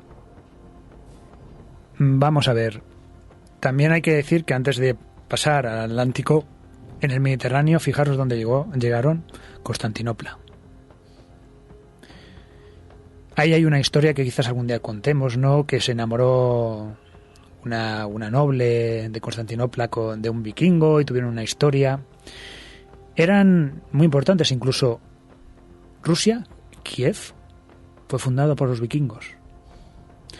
La sangre rusa, la sangre de Kiev, es sangre vikinga. Hay una cosa que me gustaría como comentar antes de pasar al otro lado, a América. Estamos hablando de que primeramente atacaban, hacían esas racias, pero luego hay como una evolución. Estamos hablando en pocas décadas, una evolución. Se dieron cuenta que como tenían pues a la actual Francia, Inglaterra y otras zonas bastante asustadas, simplemente con su presencia, se dijeron, ¿para qué vamos ahora a combatir en estos momentos, pudiendo pedir un rescate por no atacar? Lo hacían. Lo que pasa es que luego muchas veces atacaban igualmente, porque para ellos era muy importante que Odín les viera combatir. ¿Para qué? En caso de caer en combate, ser llamados al Valhalla, por las valquirias, ser llevados por las valquirias, estas féminas, estas vírgenes que acogían, que elegían, mejor dicho, elegían a cada guerrero para ir al gran salón de Odín, del Valhalla. Porque todos esperaban algo, el Ragnarok. El Ragnarok es vamos a llamarlo, el fin de los tiempos vikingos. Y simplemente en el Valhalla, allí, ¿qué hacían? En teoría, estas cosas mitológicas, pues comer, tener relaciones sexuales y luchar, guerrear. ¿Prepararse para qué? Para el Ragnarok. Porque cuando se toca el gran cuerno y que se convocan a todos los dioses, es decir, a Odín, porque era una religión politeísta, exactamente igual que pues los griegos, ¿no? Con sus peculiaridades, los romanos, los egipcios. Entonces se decía que los grandes guerreros ayudarían a los dioses en la gran batalla contra los gigantes. Pero bueno, esta cosa mitológica quizás algún día lo expliquemos más detenidamente, pero es muy importante para saber, ¿no?, lo que pensaban y por qué hacían estas cosas, ¿no? Hemos dejado a los vikingos que ahora pedían rescate. Pues bien, después, ¿qué hicieron? Asentarse. Porque no olvidemos dónde vivían. Vivían en un sitio donde necesitaban tierras. No había suficientes tierras para todos. Entonces, ¿qué hicieron algunos reyes francos? Les dejaron algunos ducados, como Normandía. Normando, hombre del norte.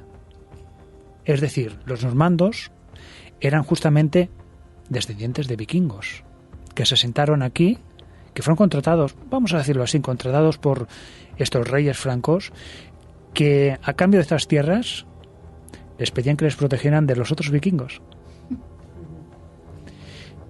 Y entonces eso, claro, es muy interesante, porque a partir de aquí luego también hay estas normandos contra sajones, después en Inglaterra, o sea, es toda una aventura de los vikingos que hoy día su sangre está muy presente, digamos, en toda Europa.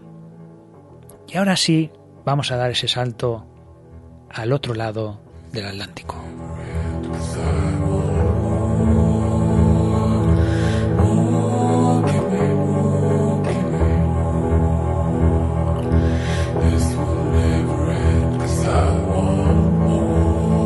Más allá de la historia, con Cristóbal Martínez.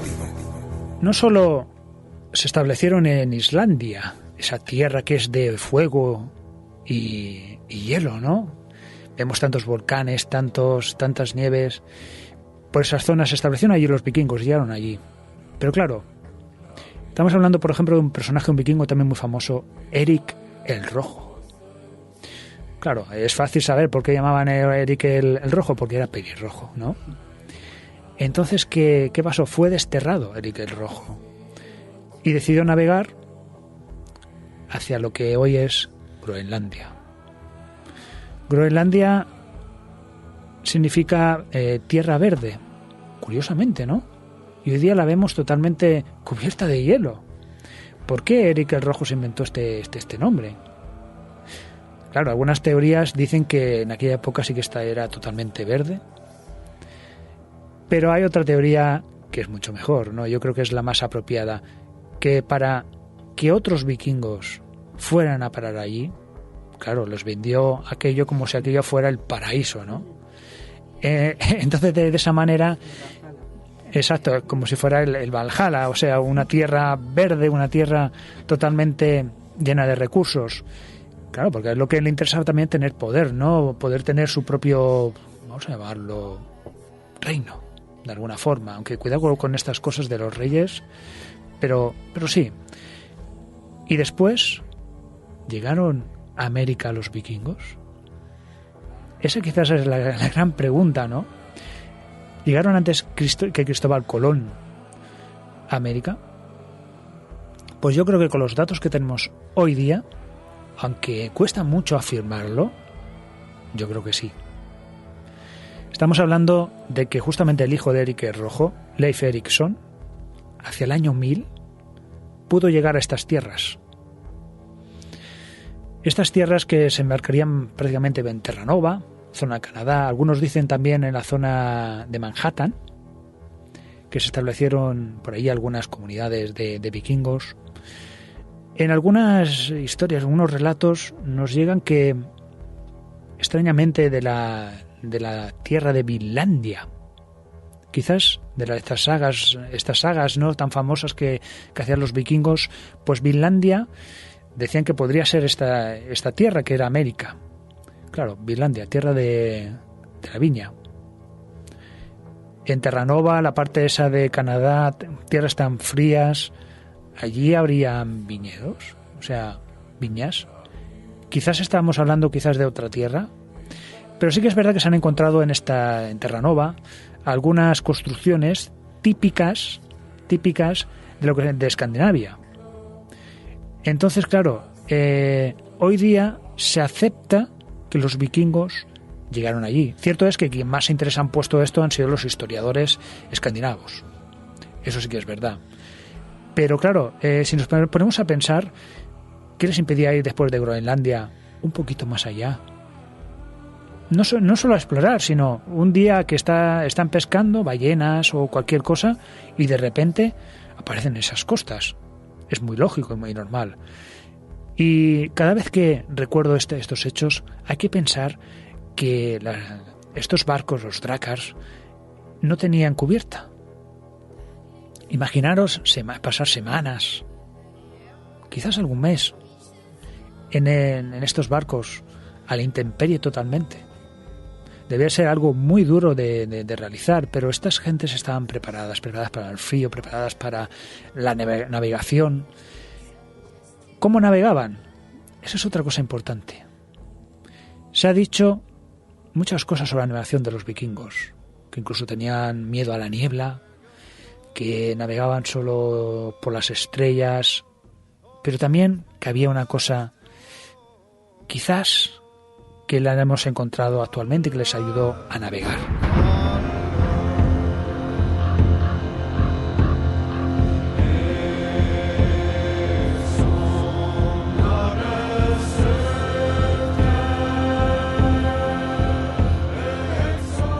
Utilizaban la llamada piedra solar brillante, que dirigida hacia el cielo revelaba la posición del sol, aun cuando estuviera cubierto por nubes. Se ha estudiado este cristal, ¿no?, por algunos arqueólogos, sobre todo daneses, y dicen que podría ser una especie de cristal polarizador, como el espato de Islandia, ¿no?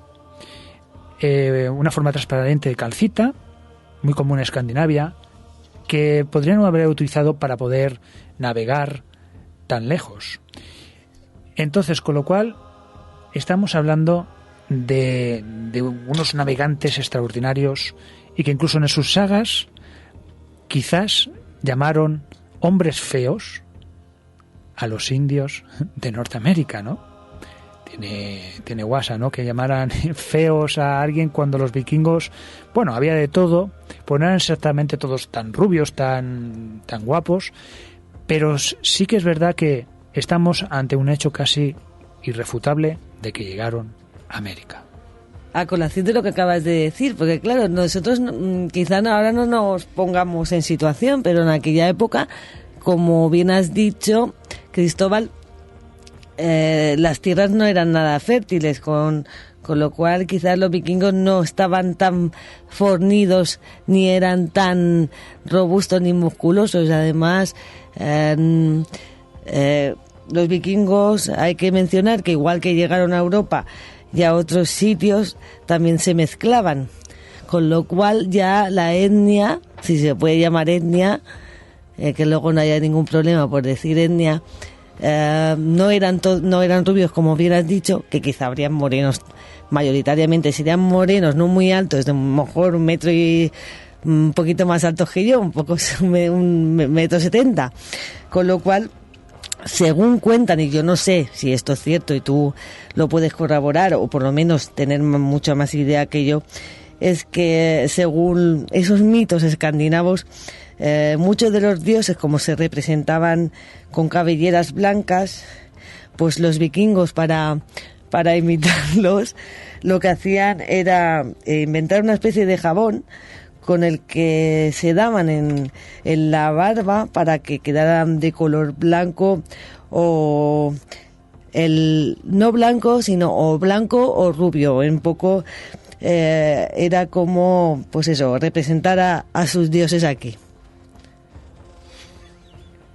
Efectivamente, Marta, así es. Tienes mucha razón en lo que nos has contado. Los vikingos, en realidad, fijaros una cosa, vamos a ver, cuando las mujeres, que como muy bien hemos dicho al principio del programa, has dicho tú, Marta, se encargaban pues de las granjas que tenían allí, se encargaban de los hijos y tenían esclavos. Vamos a ver, alguno seguramente le saldría de un color pues menos claro que de los otros vikingos, de sus maridos que estaban haciendo las racias. Eso es normal y pasaba. Entonces, quiero decir con esto de que los vikingos estimaban mucho ese otro lado, ese más allá, esos dioses. Pero, a colación, ¿por qué les costó tan poco ser reconvertidos al cristianismo? ¿Qué es lo que hizo para que el final de los vikingos en realidad fue bastante culpa de la religión cristiana? Y vamos a explicarlo. No es lo mismo que un dios caprichoso, como era Odín, sí, recógeme a este, me lo llevo, a este, ha luchado bien, pero hoy no me apetece llevármelo al Valhalla, que en cambio otro, como el cristianismo, que acoge a todos. Es una buena razón, ¿no?, para decidir. Bueno, no solamente con la palabra, yo creo que también decapitaron a bastantes vikingos por no querer ser cristianos. Porque con la palabra solamente no convencerían a muchos de ellos, porque no es lo mismo tener a un dios que lo tienes colgado ahí en una cruz, a ellos que eran dioses humanos, que tenían que ver mucho con la naturaleza. Por ejemplo, Odín, vale, pero el espíritu Loki, que también les hacía mucho caso, con lo cual no creo que muchos se convencieran rápidamente cuando vieron representado el Cristo en una cruz. Vamos a ver, hemos hecho una composición un poquito rápida, ¿no? Es decir, por supuesto que a algunos les costó y a algunos jamás lo aceptaron. Eso desde luego. Pero tener en cuenta una cosa. En las religiones normalmente siguen un patrón. Es decir, contra más atrás nos vamos, estamos hablando de animistas. Es decir, más cerca de la naturaleza estaban. Más cerca de, por ejemplo, el sol era su dios. Los animales eran sus dioses. Una piedra podía también tener esos poderes. Después pasaron quizás una época en las civilizaciones al politeísmo. Es decir, un politeísmo con estos dioses que normalmente eran humanos, o sea, tenían características humanas, tenían sus superpoderes, ¿no?, como sabemos, pero eran humanos, tenían pues rabia, tenían lo hemos dicho antes, o sea, te elijo a ti no, a ver. Eran de esa forma, ¿no? Y tenían sus peleas entre ellos. Y después vendría el monoteísmo. ¿El monoteísmo qué pasa? También tenemos que tener en cuenta el monoteísmo, ¿para qué sirve también? para unir una región. El Imperio Romano, ¿qué hizo? Adoptó al final porque le interesaba para unir ese imperio. Los vikingos pues vieron que era una buena forma también de unir. Es decir, entonces las élites les interesaba ese cristianismo. De alguna forma, estos vikingos, aparte de olvidarse de sus viejas costumbres poco a poco, y no en todos sitios, porque por ejemplo en Islandia costó más, esa visión del cristianismo les aplacó bastante el hacer las racias. Pero no es el único motivo. ¿Por qué pararon de hacer las racias? Porque los reinos se fueron preparando. Es decir, ya no habían sorpresas. El feudalismo se iba instalando poco a poco en Europa, con lo cual una sociedad feudalizada, una sociedad preparada y guerrera, podía hacer frente a estos piratas, a estas racias vikingas. Entonces, claro, muchos vikingos vieron que, pues, ese ya no era el camino, que había otro tipo de caminos, y también hay que tener en cuenta que su sangre ya estaba, como hemos dicho, en Normandía, Inglaterra y Rusia también.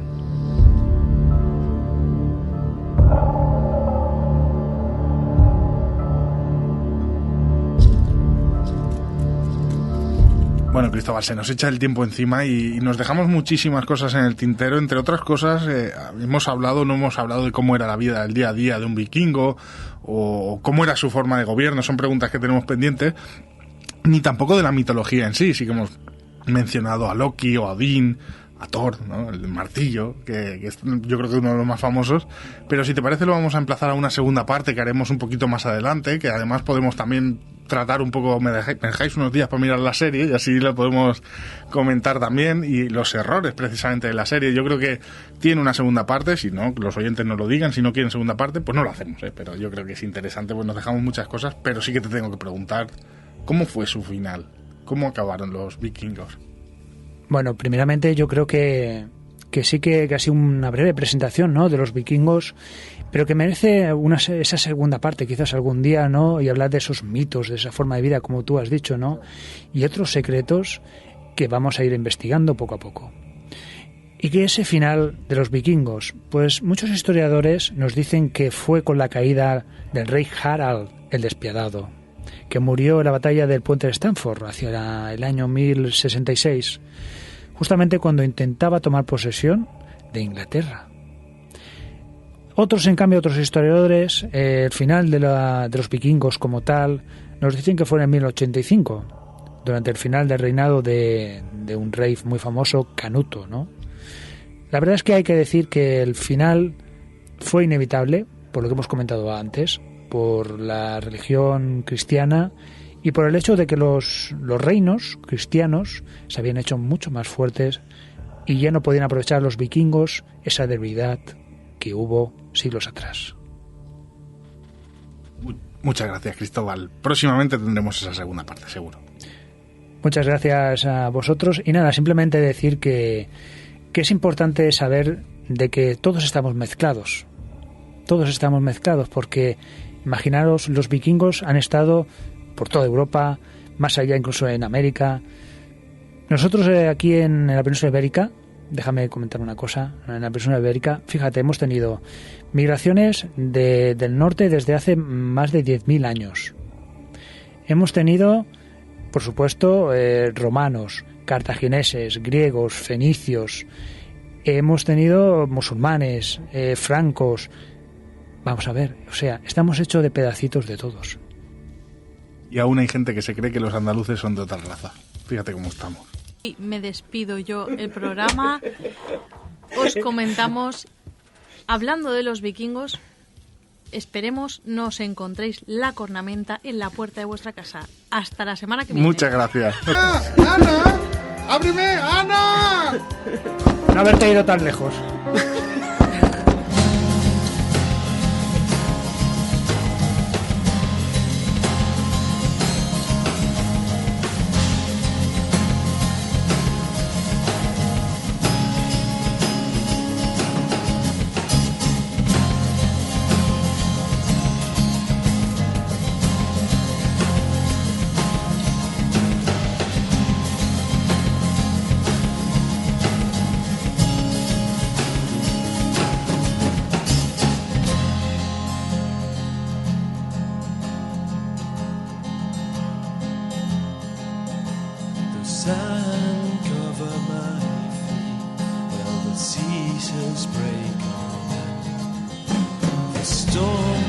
us to this place.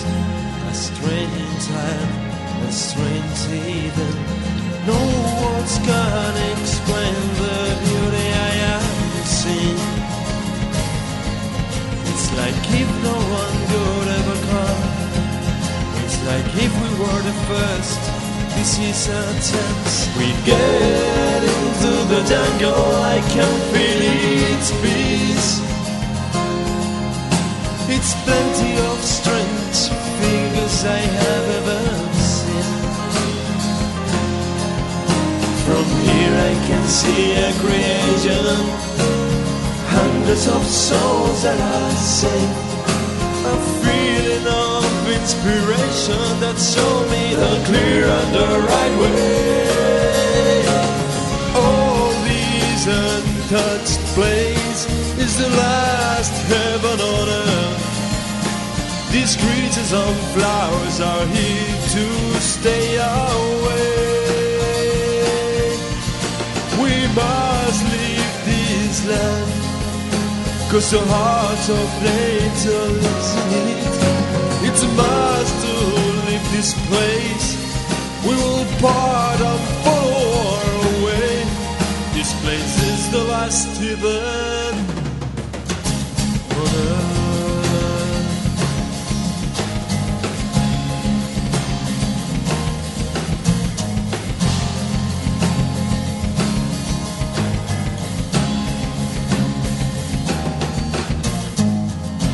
The night has come and I can hear the voice of a river.